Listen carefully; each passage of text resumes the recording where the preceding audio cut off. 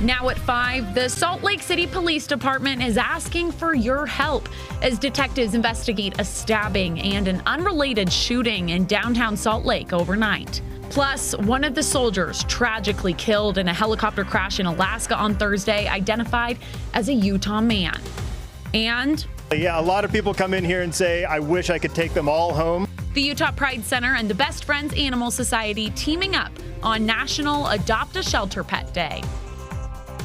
Live from Utah's first TV station, ABC4 News celebrates 75 years. Hello, I'm Sarah Murphy. Thanks for joining us tonight for ABC4 News at 5. Our top story this evening, Salt Lake City Police are asking for your help as detectives investigate a stabbing and an unrelated shooting that happened earlier this morning in downtown Salt Lake. ABC4's Annika Johns joins us live at the scene of the shooting with the latest information from police. Annika. That's right, Sarah. So just before 3 a.m., Salt Lake PD responded to reports of a stabbing on 32 East Exchange Place. About an hour later, police, while they were investigating the stabbing, heard gunfire and moved west, where they found bullet holes, one of which we can see here on the side of the ORMG Hatch United States Courthouse building. On the scene of the stabbing, one person was found on the ground with critical injuries, and officers on the scene provided life-saving efforts before paramedics arrived and transported the victim to the hospital. During their original investigation of the stabbing, officers heard gunfire and then moved west. On their way towards the sound, officers attempted to apprehend a person possibly connected to the shooting, but that person ran away and other officers were dispatched to look for that suspect. Officers then discovered some windows at the Orangey Hatch Courthouse that had been damaged by that gunfire. And then just after 2:30 a.m., officers located the shooting suspect and took him into custody. Police believe they have also recovered the firearm connected to the shooting. Police also reported that additionally at 4:30 a.m., the hospital staff called them and told them that another individual walked in with a stab wound. Police do believe that this individual was at the stabbing at 32 East, but just left before police arrived. Their injuries were not life-threatening. Right now, Salt Lake PD is asking for anyone and everyone's help to locate any information, video, or photos of the incident that happened last night. If you have any information, they advise you to call the number you see on your screen. Reporting live in Salt Lake City, Annika Johns, ABC4 News. All right, thank you, Annika. Now new at 5, military officials released the identities of 3 soldiers killed in a helicopter crash in Alaska on Thursday. One of the men from North Logan. Officials say the 3 dead are 39-year-old Christopher Robert Aramo Onionta from New York, 28-year-old Kyle D. McKenna of Colorado Springs, and 32-year-old Stuart Dwayne Wayment of North Logan, Utah. They say a 4th soldier was in that crash and taken to Fairbanks Memorial Hospital in the area, but they're saying that soldier has been listed in stable condition. And if you're hoping to visit a wildlife management area anytime soon, you might have to wait a few more weeks. The Utah Division of Wildlife Resources delayed public access to 4 wildlife management areas this season. Now, in years past, they closed for the winter season but reopen around mid-April. But this year, because of heavy snow levels, they won't open until May 15th. Those 4 areas closed are Swan Creek in Rich County, Woodruff Coo in Rich County, Middle Fork in Weber County, and Camas in Summit County. And in our flood watch, Sugar House Park Road is closed to cars through the weekend as those water levels are rising. Now, water has completely covered parts of the road, and what used to be a walking lane you'll see there is now a temporary boat lane. Salt Lake City Parks and Recreation says this is all supposed to happen.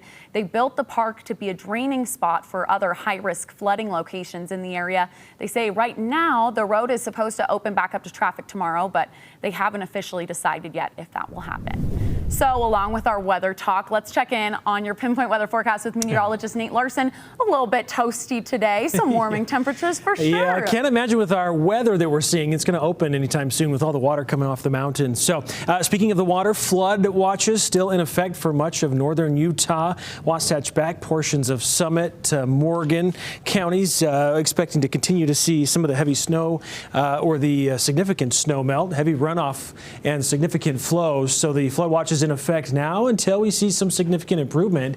And most recently, a new flood warning has been issued. This is for the portion of Little Bear River that was flowing near Paradise. So this is below Hiram Dam as it heads towards Cutler. That flood warning that has been issued will be in effect through Friday. We're expecting minor flood impacts where the flood flow is just going to crest about 9.7 feet, which is minor flood stage. And so some of the low farmlands, low-lying areas adjacent to Little Bear River are going to be impacted by that. Here's the graph of where we're at. So we're currently below action stage right now. Forecast is expected to peak at about 9.94 feet, which is still minor flooding impacts there. So that's going to remain in place, I think, through Friday. On top of the snow melt, we're again not getting help from Mother Nature. Record heat today in Salt Lake City, 86 degrees has been our high temperatures so far, crushing the previous record of 84 degrees from 2021. And it's still a beautiful day. We have that south wind, which is cranking up the temperatures, sitting still at our record high for today. Winds have been variable, if not calm. We're expecting even more record-breaking temperatures in the forecast. We'll let you know when it will come to an end. Coming up, Sarah. All right, thank you, Nate. Now, as we're gearing up for wildfire season, Utah wildfire workers are taking action in Sevier County. This weekend, they completed over 600 acres of prescribed fire on the Old Woman Plateau in Salina Creek, just east there of Salina.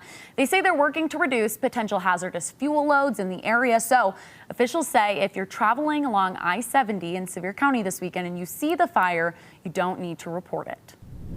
In a 10th year celebration at the Bayou in Salt Lake City today, the community gathering together to drink, eat tasty local food, socialize, and to support the Crossroads Urban Center. Crossroads Urban Center is a nonprofit organization that's been feeding and clothing Utahns in need since 1966, providing services to over 64,000 people. The benefit party this year had live music, exciting silent auction items, and of course, lots of great activities. So the director of the Downtown Pantry talking about what's behind today's event. We're here to raise some money for Crossroads Urban Center. We are a grassroots nonprofit that runs 2 emergency food pantries and a charitable thrift store. Community members love to support us. We would like to show a way that we like to have a way to have people come and support us, knowing their money is going to a good cause and having fun.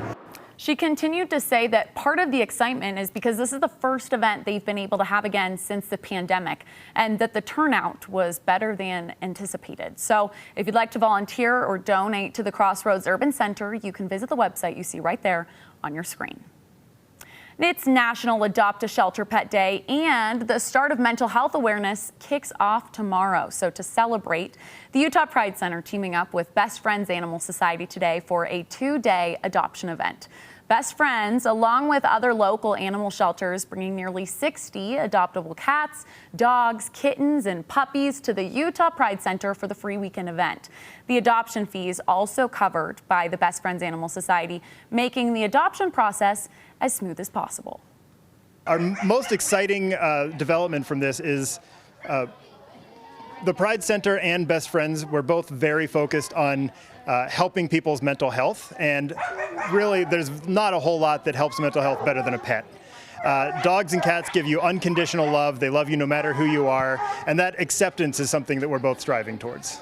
So they say about 10 dogs were adopted yesterday, and they had 25 available today. They say it's an easy process if you're interested. So while the event just wrapped up, you can still add a furry family member to your home by adopting or fostering one, they say. For more information on how to do so, you can visit the website you see right there on your screen.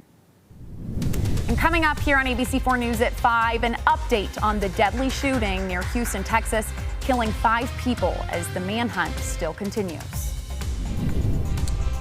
And coming up, a live look, this is at Deer Valley. We'll check in on our snowpack numbers. How is this record heat affecting the snowpack? How many inches of snow we've lost since our record peak? Details coming up after the break.